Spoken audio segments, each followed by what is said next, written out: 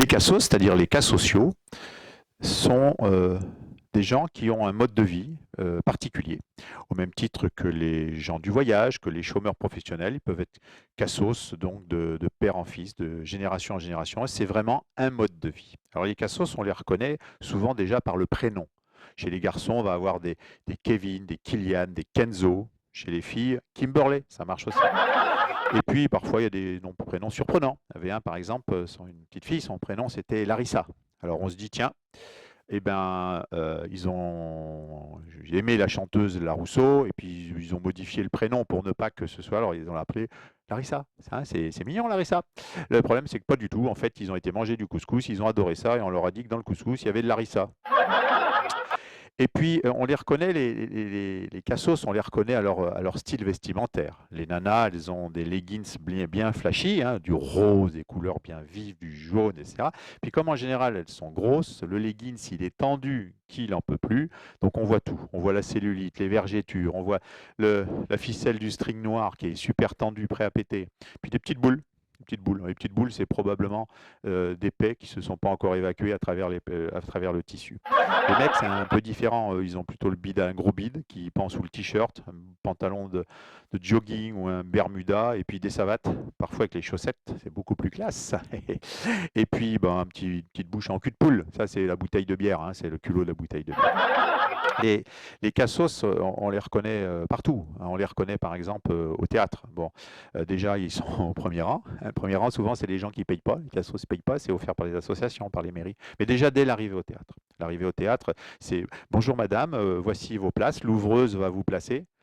Ah, l'ouvreuse. Ah, mais nous, on appelle ça un décapsuleur. Et ça tombe bien, j'ai amené les bières. Non, madame, l'ouvreuse, c'est la personne qui va vous emmener à votre place. D'ailleurs, une petite pièce, et parfois, est la bienvenue hein, pour faire plaisir dans les traditions par rapport au théâtre.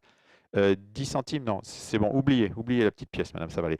Et puis là, ce que vous avez dans le sac, va falloir le laisser à l'entrée, là. Hein, ça, non, non, c'est quoi? C'est des chips, des pop-corn, des sandwichs et de la bière. Non, madame, non, madame, vous n'êtes pas au cinéma, madame. Là, vous êtes au théâtre, donc vous allez laisser tout ça là-bas. Hein, voilà.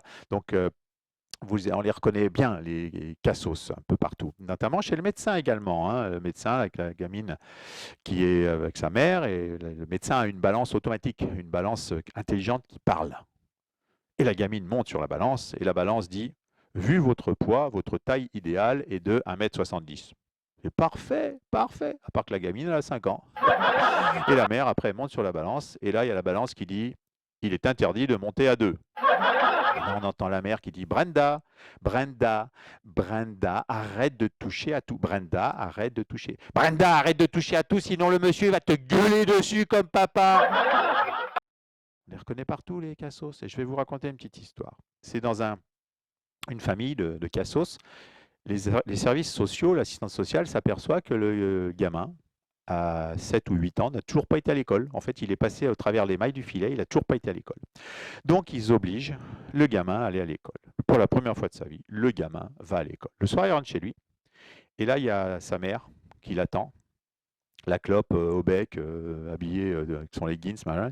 Alors, c'était bien à l'école? Le gamin, il dit oui, c'était bien à l'école. Puis le père qui est vautré dans le canapé, une bière à la main, le gros bide, machin, en train de regarder des bêtises à la télé, hein, Marseillais à Dubaï ou des trucs dans ce genre-là. Et qui lui dit alors, t'as appris quelque chose au moins à l'école? Et là, il y a le gamin qui répond ah bah oui, j'ai appris que je m'appelais pas ta gueule.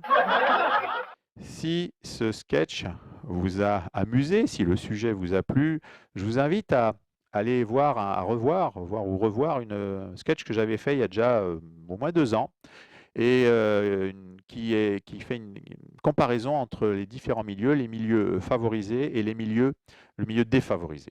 Voilà. Sinon, bah écoutez, la prochaine fois que vous croiserez un cassos ou une cassos, vous penserez à moi. Merci.